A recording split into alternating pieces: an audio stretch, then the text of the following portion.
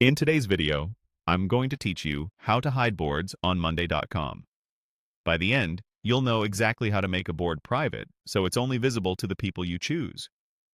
This is perfect when you're working with sensitive information, early-stage projects, or anything that shouldn't be broadly accessible across your account. In Monday.com, hiding a board is done by changing the board's type to private. Private boards are only visible to board members and account admins. They won't appear in search or in the board list for anyone else. First, head to your home area in Monday.com and locate the board you want to hide. If you're in multiple workspaces, make sure you're in the right one so you're targeting the correct board. It helps to glance at the board name and icon so you're certain you're changing the right place. If you have a long list, you can quickly find it with the search bar at the top. Next, move your mouse over the board's name to reveal the quick actions. Look for the three-dot menu, often called the More menu, and click it. This menu is where Monday.com groups board-level settings, so you'll find options related to structure, members, and board type here.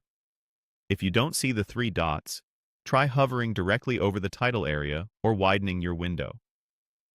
Also note that you typically need to be a board owner or have sufficient permissions to change its type. If the option doesn't appear, you may need an admin to adjust your access. In the menu that opens, hover over the option labeled Change Type. This will expand a small submenu that lets you switch between the available board types.